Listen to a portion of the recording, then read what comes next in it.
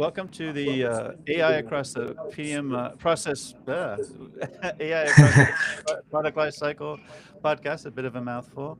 This is Mike, your host, Michael Finicaro, and I'm so happy to have Karan Talati and Michael Kaur, respectively, First Resonance and Duro. It's going to be really exciting to hear about them. Let's get an intro from Karan first, maybe. Oh, he's got a coffee cup. I guess it'll be Michael. Fantastic. Yeah, taking small sips. Hi, Michael and Michael. Speaking to Yep. two Michaels this morning, so fantastic to be on. Thanks everybody for joining. I'm Karan Talati, CEO and co-founder of First Resonance. At First Resonance, we are building a factory operating system now powering something between 50 and 60 companies in mission critical industries and quality critical industries, such as aerospace, energy, defense tech, robotics. My background comes from a mix of hardware and software, mechanical engineer by academic background, and morphed into making sure the right information moves from various parts of traditionally disconnected operations back at SpaceX. I would say a very fertile ground for applying innovative technology, especially given all of these changes going on in the world with supply chain, manufacturing, advanced manufacturing, and aerospace. So excited to share some of those learnings and what we're doing here at First Resonance. Awesome. I'm really looking forward to it. Just to the audience, I am monitoring LinkedIn. So if you want to put your questions in the chat, I will ask Michael and Karan as we're going. Michael, why don't you tell us about what you do at the awesome stuff at Duro? Yeah, thanks, Michael. Always good to see both of you guys. Michael Kaur, co-founder and CEO of Duro. So we're a cloud and AI native PLM, product lifecycle management.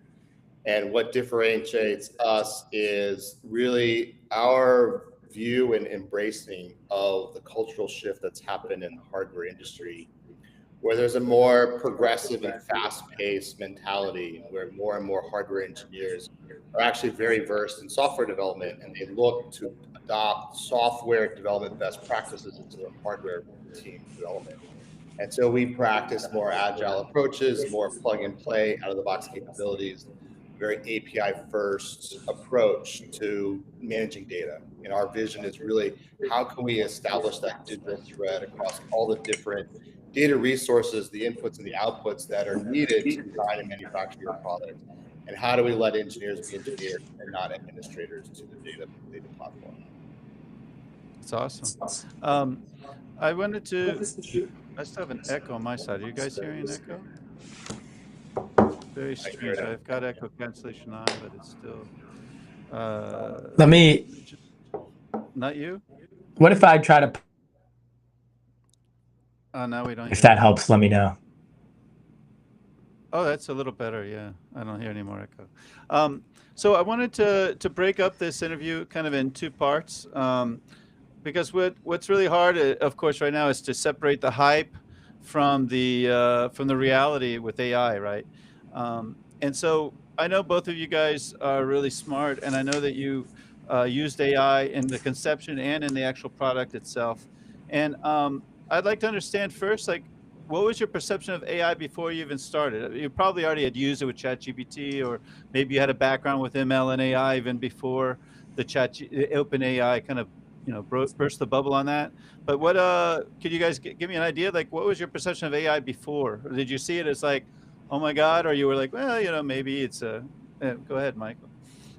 Yeah, it's a great question. It's definitely evolved quite a bit. When AI started becoming into the mainstream, I took a wait and see approach. I wasn't quite sure where it was going to land. I think the technology itself was really mostly concentrated in like the early adopters. And so I think there was still some speculation about its maturity or how dependable it could be to actually incorporating it into a business. We weren't against it or anything, but I think we were just kind of sitting on the sidelines. Standoffish? Yeah, just kind of letting it happen. We had our own business to take care of and plenty of features to focus on and great customers to work with. And so there wasn't really much demand. But actually, for me personally, I actually had this, aha moment where I guess it was maybe a year and a half ago or so. I was at a conference about AI for startups, and lots of people were talking about how AI technologies were helping them build companies, not so much just in putting AI into their products. And that's where I had this huge aha moment. AI was allowing startups to move at an order of magnitude faster than their predecessors, like us included. Like we started our Wow. company in 2018. And so first I was inspired. It's like, oh my gosh, like we got to get our team to start using AI into their daily, best practices and marketing and sales and everything. But then I had a fear moment. I don't know if we're allowed to curse on this podcast, but I was like, oh, F, if we don't embrace this, our competitors will. Right. And that was really the fire under our butt that was like, okay, this is real now. And someone with a similar concept, idea, or vision as Duro starting today, this was I think 2024, could catch up to us at a much faster pace than we had, in our own journey. And that's what really was the motivating factor. And I literally raced back to the office, went on Slack. I knew a couple people in our team had been poking around with AI tools to help them with their day-to-day. I kind of got everyone together and started like our own Slack support group. Be like, okay, everybody's using AI. We don't care if it's ChatGPT, Anthropic, pick your tool of choice. Let's help each other, learn from each other. How can we make our own productivity better embracing AI technology? And that was really the pivotal moment. And now it's ubiquitous. It's a must have at our company. Is that the same thing that you experienced, Karan? I definitely have had a lot of the experiences that Michael just shared. I'll add a little bit of a hybrid experience as well. So stepping back many years, Michael, you touched on, coming from an AI ML background. That's exactly what I was doing before AI. And now when we say AI in 2025, really people are focused on LLMs, large language models, and that's how we think about AI. But AI has been around for decades, right? Research being done in the 70s, 80s. And really, actually, one of the interesting things is there's kind of this counterintuitive perception where people think that AI is more advanced than machine learning, ML. It's not. The definition of it is just human-like kind of behavior, which you could do in many ways. But no doubt, large language models are very impressive.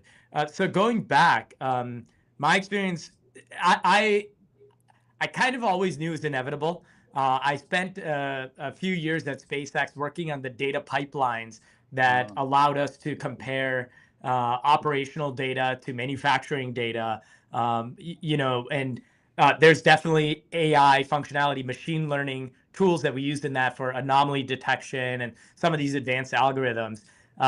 So even beyond SpaceX and some of those like more stochastic and statistical kind of approaches, I actually ended up at a machine learning company doing some of the same things where we were analyzing a broad set of data, correlating that data, creating training sets, et cetera. So I kind of knew it was inevitable. I will admit, though, in 2023, when the world experienced the ChatGPT moment, I was also taken aback in that. I didn't realize just how advanced LLM research had gotten, and how quickly it would move from research into commercial applications that OpenAI made possible just through a simple text box. But even still today, we think about just how amazing that is. And when we have these moments, right, the internet, mobile, and now I think LLMs being available for the broader public, it's pretty profound.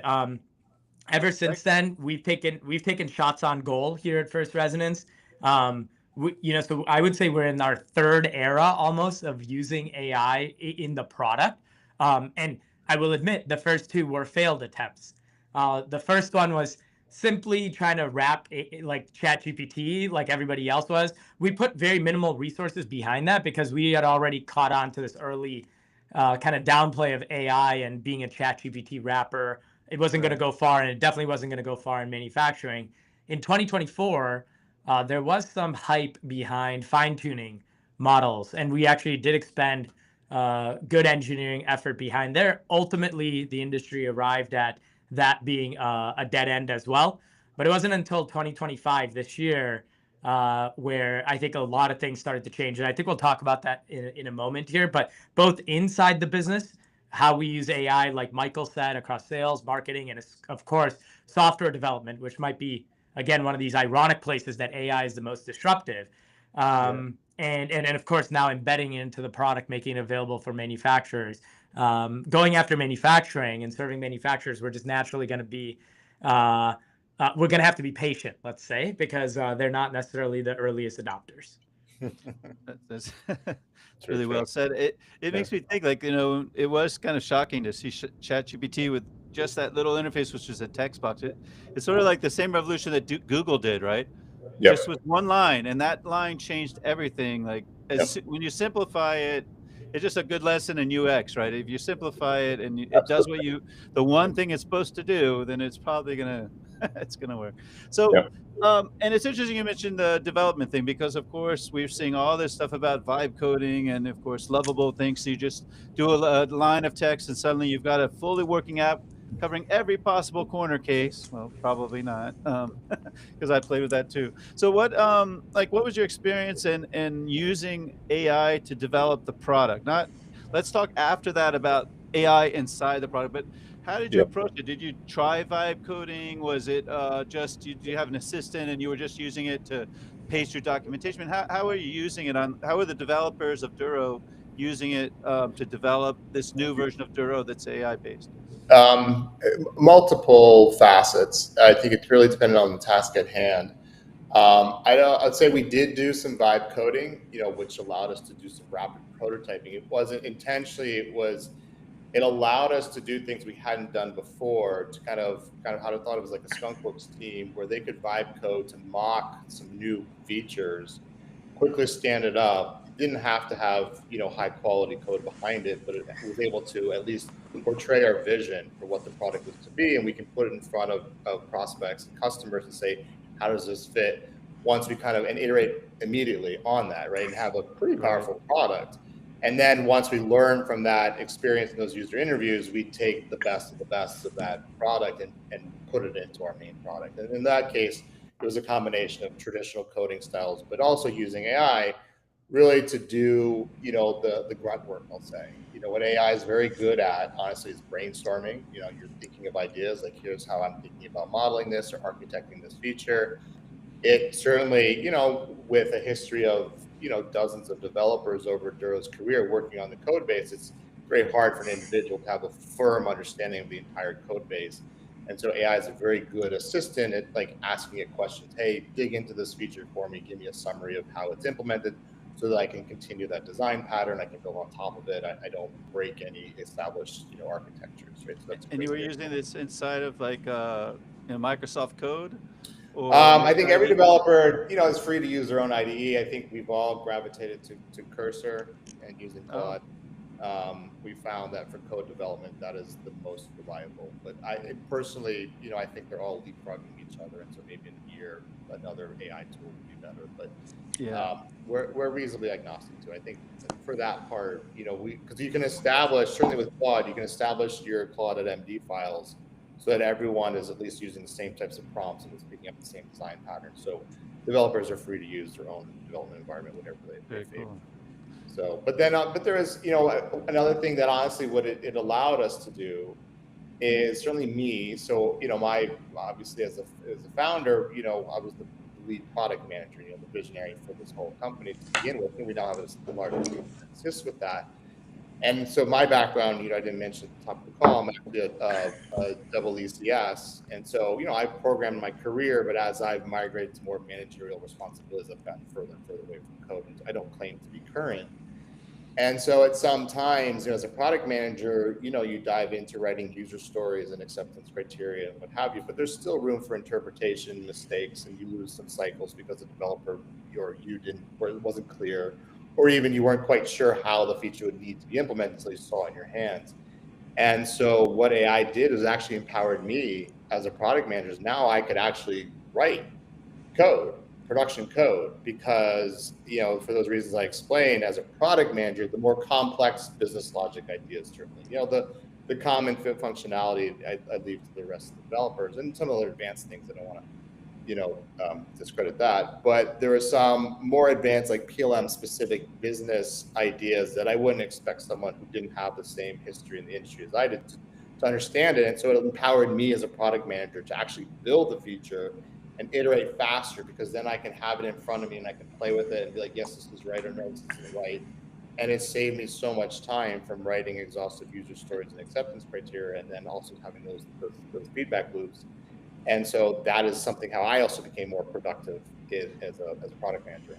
I think on a separate discussion, Michael, you mentioned that like the original Duro took 3 or 4 years to make, and then the AI version using what you knew, but you still got the development time to what, 6 months or something like that, which is astounding.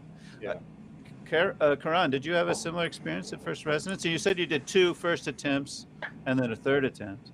Was the third attempt better because of AI, or Yeah. So, well, just sticking to using AI for development, I would say all this has really picked up in the last 6 to 12 months across the entire industry. Right. So I'll come back to those, those examples of our first, second, and third wave in building AI into the product. But I echo everything that Michael just mentioned. I actually forgot, Michael and I know each other well, and I actually forgot that, Michael, you have a CS background. I think both of us in what we have to do on a day-to-day has now gone on to other things, including myself. So just to add a few pieces to this, I view everything going on, and I think we live in an amazing time, but we have been, frankly, from my perspective, for decades. And we've lived through the internet and so many of these things that are happening, and I don't have to account for them all. But right now, in this moment, with respect to using AI to write code, I view this as a natural progression to everything that's been happening for 20 years, right? It used to be that you used to have a computer science degree. I mean, and I'm even starting at like the era of the PC, right? Then all of a sudden, all these coding boot camps sprang up. They went online. You could learn this stuff online. And as a practicing software developer, just about somewhere between 5 and 10 years ago, the truth of the matter is, most software developers, they're not writing algorithms from scratch and from their brain. They're often Googling around. They often end up on Stack Overflow. They copy paste code. Exactly right. They copy paste code right into the code base. So some of the challenges that people are bringing up even today with respect to the quality of vibe coding and things like that, we've had these challenges. And we always seem to figure it out. So what copy pasting Stack Overflow code into developing a unit testing framework is the same thing here with respect to, hey, you can't just vibe code slop, right? That is what the people say. People who are really leveraging these tools now understand that AI, writing code and generating code for end application, is just one of the many uses of AI. Using AI to write unit tests, using AI to explore the code base, like Michael said, using AI to rapidly iterate on specs, right? Connecting the user stories, the user intent with what exists in the code base. Product managers did not have that access up until just recently. You'd have to come from the code base. So it's exciting. There are challenges, but like with any technology, learning how to use the technology in its fullest form is way better than dismissing it just because the one-shot attempt doesn't work well. What I equate AI to right now for code development, it's I have 2 young kids, a 6 and 8-year-old. I feel like it's a 6-year-old. It's old enough to do some things independently. You can give it some instructions and it'll, for most of the part, complete them. But it gets distracted by some shiny things and some new toys. It'll start diverging from what the original objective was, and sometimes even contradict itself within 10 minutes of the conversation. So it's not, to be clear, it's not like a set and forget type of tool. You can't just say, build me an app that does this and go get some coffee and come back and it's done. And so you really still, if it's meant to be production product and not just some throwaway experiment, absolutely, you still have to be in there and still have to be a talented developer and understand what it's doing, so you can course correct it or evaluate it, to make sure that it is still consistent with your own objectives. That's a great point, because I think there's a lot of this stupid scare mythology of, the developer is obsolete. It's not true. You absolutely have to have development skills, and there's no way you're going to build software without solid. What I do feel, though, is to kind of pick up on what you said, Michael, is is, we over the course of Duro and my own career, I've leveraged offshore, junior level contractors and developers. So there's a place for it and a value for it. But I do feel that these AI tools are going to absolutely replace that industry, because you can generate equivalent quality code of these, offshore or, low budget development chop shops with an AI chatbot. And that industry, I think, is going to go away. But you still need to have the experienced manager, the architect, to know how to guide the tool and evaluate its development. But before we go to the second part, Karen, you were going to talk about those first two attempts and then the third success, I think. Yeah. So, and Michael, I want to make sure that I answer the part of it. Like, really, what I was referring to is us building AI for our end customers and into the product. So we've had kind of 3 eras of this, right? The first one was the 2023. We should probably look at this. It's going to be important. And what is now in retrospect called the ChatGPT wrapper era. Definitely untenable, useless. The list kind of goes on of adjectives that I could throw on it for end applications for manufacturing, right? An LLM is trained on so many points. And actually back then in 2023, you're thinking about, GPT 3.5 and 4 was arriving. Useless for our end application. But you know what it did do was it got our wheels turning on what would eventually become the 2025 and I hope kind of further extension. The 2024 era, some tool sets became available. The industry started working on fine tuning these models and applying weights and using the models to so these LLMs to solve end customer problems. The problem with that was the fine tuning, the effort was so high to get a marginal gain on what you were trying to do. So at that time, we were trying to go for a very low barrier to entry, something that we believed that the AI could get right more reliably. So rather than something like, hey, detect this quality non-conformance on my manufactured product, we were just looking for it to be an assistant to writing queries against our API. Because we had a good understanding that like these LLMs were going to be better at writing code than they were going to be at solving these problems, or at least let's give it a shot. Again, the second wave, I would say, generally failed because the effort for fine tuning these models was so high relative to the gain. But 2025, I would say there was definitely this moment in March that I think will go down as a similar moment as January 2023. It would actually be the MCP moment, the Model Context Protocol moment. Of course, so this protocol already existed from Anthropic, exactly right. But it was, I think, the second version of the spec, which really made it a lot more available, established the protocol, and everybody in the industry started rallying around it. It was, in AI, people are calling MCP the USB-C for AI, right? And I think that it was just like USB-C, it went through A, micro, and a few iterations until it got to USB-C. AI, has had its various kind of interface levels. And I think it was MCP Protocol 2 or version 2 that allowed the industry to rally around. You got all these tools. Now you have all these agent orchestration services that what we looked at actually just recently, the same application that I was mentioning that we tried for in 2024, what took us probably 2 months to get a marginal, sometimes works type of application, we were able to do in 2 days using MCP and these agent orchestration services. So it's phenomenal what's going on, and we're in the midst of it right now. Yeah. Thank you, Karen. That's awesome.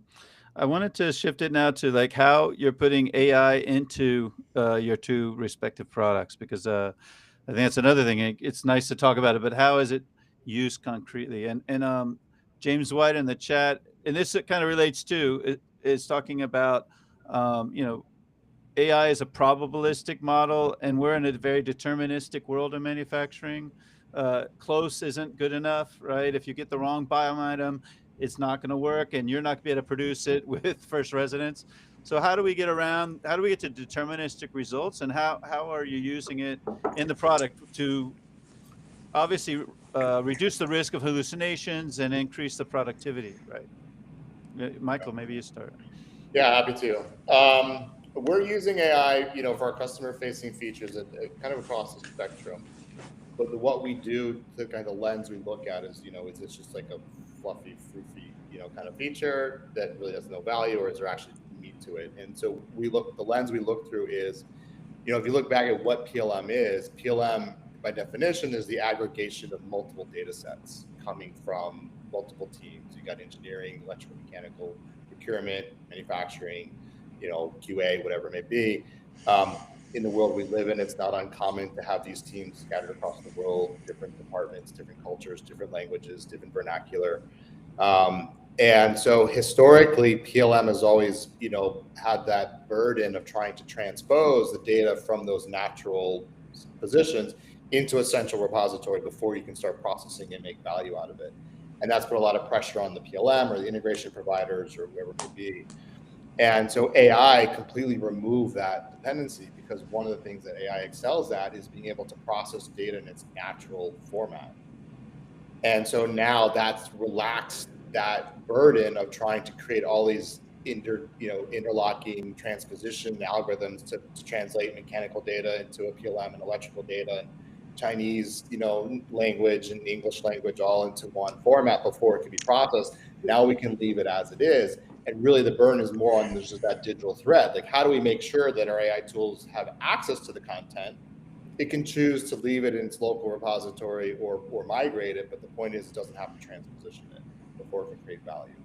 And so that's kind of the main lens we looked at in how do we add, value to features. And so one of the, the critical areas where we do is things like the change orders, right? So change orders is where all the teams kind of come together to that watering hole and discuss what's happened. How does it impact each other? Whether the change order is initiated from an engineering team or manufacturing team, often a good company will have all of them at least have visibility into the change, and they can voice their, opinion about its impact on them. And so again, AI does a lot of that, we'll call it presents the data in a silver platter to the team. Like, we're not in the position right now to process it per se, because there's a lot of context we don't have access to, like to judge, is this the right change or not? But we can analyze the facts. What has changed? Who changed it? Is it similar to another change?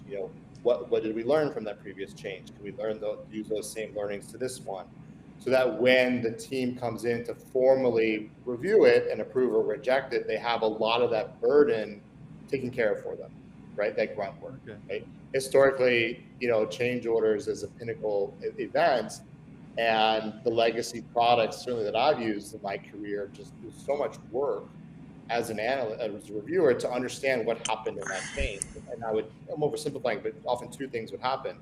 I'd either just rubber stamp it and say, yeah, I know that engineer, he's smart, I'm sure it's fine. At which point I had no real value in the change order process.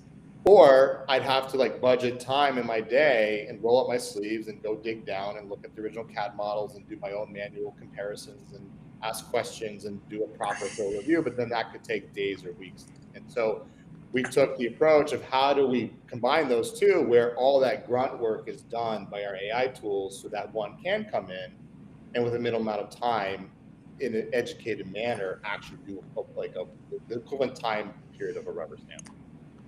How about you, Karan? How did that work out for First Resonance? And the third invocation, obviously, right? Yeah, right. And I would definitely say that we are finally in the generation of the iterations where it's gonna work. I can say that confidently now. But Michael, you asked a few good questions in kind of lead up. You asked about, or at least kind of characterizing what you said. You mentioned we live in a deterministic world in manufacturing, and AI is probabilistic, and that stuck out to me. This could get philosophical or esoteric, but I challenge some of the premise. I think we want to, in manufacturing, live in a very deterministic world. The reality is the world, and including manufacturing operations, are probabilistic. A lot of the specs that we have that we take as canonized material properties were actually recorded after, through a whole bunch of empirical testing in the 1960s during the Apollo era, right? You hit this material 60,000 times. Okay, that's the hardness value. Okay, you go run that test again, and this is, coming from the SpaceX experience and background, I gained a huge appreciation for going down to the physics, asking about the first principles, and frankly, we did recharacterize a lot of material properties. So redefining physics. So take that kind of esoteric leap forward. What I'll say is it's very important to build trust with your end customer, and AI is just a tool. You could say this about automation overall. One of the reasons that we have made it such an important point at First Resonance to use AI inside of our business is for every single person here to gain an appreciation for the UX that's required for them to build trust, and the UX that actually allows for that. So take some of these really small UX elements that I think companies like Cursor or OpenAI or Anthropic have rolled out that have developed trust with engineers. Like one example, a very simple one, Cursor, by embedding the AI into an IDE. Again, we were talking about the text box being a profound kind of democratization and making it available to everybody. Putting AI inside of an IDE is that same effect for engineers and developers. And counterintuitively, engineers don't love change, actually, right? There's kind of the stereotype that engineers are chasing the latest technology and all that, but rightfully so. Engineers can be skeptical. They want to make sure that things are production ready, trustworthy, high quality, before falling into a lot of pain of iteration. So this was, I think, an evolution. You're not copy pasting code from ChatGPT into your traditional IDE. You have the AI inside of the context of the IDE. So I bring that up to say, while I do believe that we live in a very probabilistic world, it is important for us to develop deep trust with manufacturing customers. And the way that we're approaching it at First Resonance is, okay, let's meet in the middle. Let us help you find what you probably missed in your initial review of a quality nonconformance or work instruction, right? Let us surface these things that are more like anomaly detection, or hey, did you check this? Or here's a recommendation, rather than make the claim and apply AI incorrectly in some cases, where we claim to automatically resolve an issue ticket end to end. We are far from that, not necessarily because we have all the data, but because I think it's important for us to deploy these things that say, hey, this issue might be related, or you've solved these problems 10 times in the past. Take a look here, and accelerate the workflow. Cool. If it's wrong, the cost isn't that high. People aren't losing trust. But over time, the more we understand how right the AI is, the more we can actually take more bets and say, hey, we think that this is the recommended resolution to this issue. But I think, again, it's super important to not just to leap forward and be 80% correct. I think it's important to say, hey, you probably missed fastening that bolt, which is all too real of an example. In manufacturing, things are not perfect. And there are too many stories here in the past few years, past many decades, where mistakes do get made. And guess what? AI wasn't around to make those mistakes. It was humans making those mistakes. How can we team up with AI to reduce those mistakes is really what we're focused on. So I don't know if you guys saw that. I know, PTC killed LiveWorks, so we don't get to hear those talks anymore. But Aora Berry, who runs AI for PTC now, he gave a speech in Salt Lake City at an event they called Fast and Furious, because I asked him, about what their strategy was. And he had this 3A thing for agents, the agency of an agent, where you've got an assist. I'm sorry, you have advise. So I'm just going to find the information, the contextual information, which you were talking about. Assist, maybe you do one task. You're not allowed to do more than one. I'm going to make sure I agree with you, and then I let the AI do it. And then there's automate. Here's 3 or 4 tasks. Here's a workflow. So in the closing part of this part of the interview was about, what is your opinion of AI today? So maybe we can frame it in, do you think we're well past the advise and we're heading towards assist, and that we'll get to automate within X amount of time? Or do you think there's not enough experience and there's not enough doubt in the agent today? Because I think what we're missing is an agent that says, "I don't believe you. Wait a second, go back and check that again." You know what I mean? Just to the other agents. Maybe we need a committee of agents or something. So I just want to know what you guys have worked with it a lot more than I have because you've developed software. So how has your opinion changed? You started with, this is interesting. Michael, you said, well, this is cool and we got to do it because we're going to be killed otherwise. Karen, you said, I used it already and I'd like to see it in my product. So how is your perception today and heading towards the end of 2025? What's your perception now? And in the framework of, is AI already past that advise and heading elsewhere? Go ahead. Sorry, I'll shut up. No, it's good. Actually, I like that 3A thing. I'll look up, see if I can find that talk. I'll send you I'll put the URL in the link. Yeah, that's a great framework. So I had a slightly similar but different approach. I saw it, this is admittedly oversimplifying it, but I saw AI as really two sides, of the same coin, the generation side and the analysis side. And so it's either generating content or it's analyzing content. And I personally, certainly through our experience at Duro and what we focused on, generative stuff is cool, like no doubt, right? Like I play with ChatGPT with my kids, and they get to imagine a picture and they, draw me a picture of a girl on a unicorn with puppies in her hand. And in 30 seconds, it's got this amazing picture. And the quality of those pictures have gotten incredibly better over the last, year or so. Now the child doesn't have 6 fingers, it actually has 5. But it's still, in my opinion, certainly from what I see, the generative side is still nascent. I think people enjoy it and it's fun and it's certainly more mature in some areas than others, but you can immediately tell, it's AI generated and there might be some hallucinations or you just have to double, triple check it. So we've really been focusing on the analysis side. How do we use AI to analyze existing data? So you're building on top of facts. I have this data, right? I have this information. I have this bill of materials. I have these change orders. I have these events. I have these comments. How can I learn from all that disparate information and generate better value or better intelligence for the engineering team from it, right? Engineering teams and companies over the course of the histories, there's all this, what's referred to as tribal knowledge. People know things, they don't always document it. We're humans, we get lazy. I'm sure, Karan, you see this with your customers. There's someone who's on the actual shop floor. The work instructions didn't say to tighten the bolt to 10 torque newtons in, but they did, and they forgot to write it down. So the next person doesn't know that it has to be a 10 torque newtons, right? So there's missing information, or maybe they wrote it on a little piece of paper or their own little personal notes. So how do we use AI and the digital thread aspect of it to facilitate accessing all that information and then using AI to generate reports and value on top of it? So that's how we focus on our perspective, and what we think is more mature is the analytics side. Well, the advice, basically. So you don't trust it to work on its own yet. But, okay. And how about you, Karan? Yeah, look, I love that framework. So I'm also intrigued to take a look at that talk. Looking forward to getting that from you, Michael. But, one word that I have used, it also happens to start with an A. So maybe we could get this in as the fourth A is augmentation.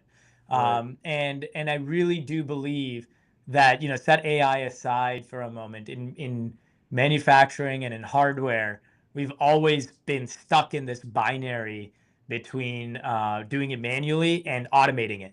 And there's a lot of stories, and Elon Musk has talked about experiences at Tesla of over automating things, and I experienced that at SpaceX as well. Why is this important? It is such a heavy lift to implement things like advanced robotics, AR, VR, and all these promises of Industry 4.0. They're very limited to like the innovation center in a lot of operations, or very well capitalized top tier factories where you get to do that stuff. Everything else, the 95% of other factories that exist in the world, I mean, you will find a very opposite view of what advanced manufacturing looks like that powers the world around us. I think AI opens up this opportunity of augmenting the human, and we're not stuck in this binary between, do we do it manually or do we invest in this very high overhead automation scheme, right? It's democratized, it's relatively cheap to get these answers and to take these actions. One thing I'll point out, I actually don't believe that this framework that you described is a temporal one where like we're on some sort of phase or arc of we're in the advise phase and we'll eventually get to the automate phase. I think just as humans interact with one another, all of these are going to be important. There will always be a time where somebody wants to do an analysis but not affect the system. And there will be a time that people are eager to take automated actions when the models are sufficiently progressed. And I think we're getting there very quickly. One peculiarity that I noticed in every AI tool, for the most part, that we use at First Resonance, whether that's for development, for generation of prototypes, and including in kind of go-to-market operations, I noticed a small hint over the past few months. Every tool that gave this AI Copilot capability inside of it, all of them over time provided more knobs for how to use AI. So they provide a drop down. Do you want to ask or do you want to take action? Which model do you want to use? So very interestingly, I think in the past 12, 24 months, rather than this kind of omni-model LLM approach where, 4.0 is going to solve everything and now 5 is the omni model, every single one of these application layers has exposed, do you want to use Opus 4.1 from Anthropic, or do you want to use GPT 4.1? So people are getting even smarter about using models because the models have different outcomes, just like any tool. Do you want to use a scientific calculator, a graphing calculator, or do you want to run a full FEA analysis, right? For those hardware people on the call, AI is the same way. Do you want to affect just this function with 4.1? Do you want to refactor your own, like the whole code base, completely, people say unhinged AI, right? Just go nuts, just go slashing him through my code base with Opus 4.1. Do you want to ask? Do you want to analyze? Do you want to automate? We're going to see the same thing in manufacturing. And I think it's up to companies like Duro and First Resonance to make these things familiar, recognizable to manufacturers. What does this mean for your application, right? Do you want to automatically close this issue? Or do you just want to understand which issues you've come across in the past? So it's all about pattern matching. So let's move. We've only got we're about 3/4 of the way through the call. I know Michael's got a hard stop. I wanted to understand now you've taken obviously sold this product into the real world. And so you go into, we don't have to name the companies obviously, but you go into company X and perhaps you were able to perceive on a scale of 1 to 5, where they were in their digital maturity roadmap, 1 being email and Excel and 5 being a fully automated agentic digital twin, which nobody is doing. Basically, there's no company that's at 5, probably 2 or 3 companies at 4, maybe. So where do you perceive when the rubber hits the road, you install this, do you get an idea of where companies are? And because you guys will each get 5 minutes to respond. When you put in your solution, is there a ripple effect where the company says, wow, if I was smarter about how I manage data and I had a chief data officer and I had data stewards to make sure everything was aligned and there was data quality, then I could get so much more out of this whole thing? Or was it just in a bubble and they did the one project and that was it? So I would like to know how do we, to get a kind of a feel of what's happening in the real world with AI, and if it's hype or we're starting to see the industry moving in that direction. Since you got to go first, you get to go first, Mike. I get to go ahead. I would say that the problem isn't unique to AI. I think as we talked about and Karan brought up at the top of the call, our industry is going through its own cultural shift right now. There is, I have my own theories on how it happened, but there is really a bimodal cultural effect that's happening where there's an older generation that grew up with in the 80s and 90s of those technologies and learned those, and now you have a newer generation. There wasn't a continuous, ingress of culture that kind of smoothed out these bumps. There really is two cultural, they're not clashing, but they're two cultural experiences and how they focus with technology. And so it's the latter, the more or less the younger, more progressive generation that really understands what we're doing immediately, right? And they're already doing something like it. We're finding more and more hardware companies, we go into their office and they already built something, they prototyped it themselves because of that same factor. Like the legacy products in our product category didn't do what they wanted to do, or at least it wasn't even a cultural match to what they're looking at. They're looking at these interfaces like, I don't know what these are. And so they would, again, they're more empowered now and capable of building their own tools. So they often would have some type of, hokey, but some type of PLM or revision management tool. And then they see Duro like, oh, this is exactly what we've been looking for. Thank you. We don't need to build it ourselves anymore. And so for that, that's independent of AI. It's just a more progressive software API first approach, API, out of the box capabilities that's more akin to like a software infrastructure, like it's infrastructure as code, right? Where when you're managing your AWS environment, you can use code to configure it. You don't need to go into you don't need to go into the interface to do all the connections and tweak all the configurations. Same thing with Duro. And so that's predominantly who we attract as customers. The customers are already looking for that. They understand that mentality, that approach. And so in those cases, it's more of just like thank you. We would have to build this ourselves. We're now aware that this product exists, and they kind of continue with their course of business. But in the other category, where it is more dominated by the older generation, there is some training and learning. And, there's like that medicine versus vitamin sales tactic. Some of them know the pains of their legacy products and what it's causing, and they're looking for the medicine to resolve it. Some of them, they think what they're using is fine. They don't even, I literally talk to a customer, they're like, what's wrong with Excel? And, and then you start rattling off all these problems. Then like, did you ever have this? Did you have this? Did you have this? Like, yeah, we had that. Yeah, we had that, but we just build it into our business. I'm like, you don't have to.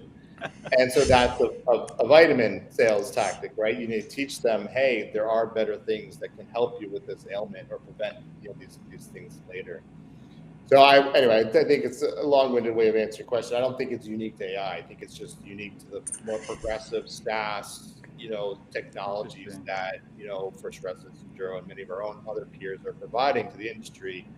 Until that first modal culture fully retires, we still have to sell to them, and we still have to explain to them, and it's just it's a different experience. Do you have that same view, or is your view coming from SpaceX and the broader manufacturing than just hardware, Karan? Yeah. Look, I echo everything that Michael said, and the analog that comes up in my mind also is cloud. And not too long ago, there was a huge allergic reaction to the cloud in manufacturing. I think I still do believe that the pandemic actually, flipped a switch in the collective mindsets of people just out of necessity. But then people realized that, like you needed that pain in order to get on a solid vitamin wellness journey, to use Michael's analogy. And now people are on that. They understand that there's cost savings, things like that. I think we're still very early on in AI. Even our most cutting edge customers kind of ironically, or at least I think it's ironic, will push back on, the boundaries that we're pushing in AI. But I always go back to the, kind of Henry Ford quote, right? If you ask the people what they wanted, they would have said faster horses. I think it's important for technology companies to take shots, to simplify things where necessary, and to apply technology to solve problems that customers are dealing with day in, day out, because they think that's just what it is. And, in our world in particular, whether you're on that older side of the bimodal kind of generation that Michael said, or even in the middle, I will say a lot of people have gotten very used to and even have been trained on a system that is showing its cracks with respect to cost plus types of programs and waste for waste's sake, frankly, and they don't even know. So what do we do about that, right? It's hard to just try to beat them over the head with it. I think it's better, more tactful, and I think this comes with some experience. Sprinkle it in, and know that you're doing good and helping make people's jobs better. Get that feedback, build that feedback loop into the product, and just like any of these arcs that we've gone on before, we used to get huge pushback from our low-code platform. We call it Ion Actions. It's basically, this is pre-AI, even being able to code in the kind of logical function of the factory. So useful for things like preventing quality escapes and things like that. We used to get pushback. Oh, we don't know how to write code. Why don't you write it for us? What do you know about this? You should just program it in. We've been doing it this way. And then as soon as they have their first taste of the first Ion Action and the flexibility they got with it, we have companies that have, catalogs of 50, 60, 70 ion actions that are written into their environment. And we believe that we're going to see the same thing with AI, if not even more exponentially so, right? So it's going to take a little while.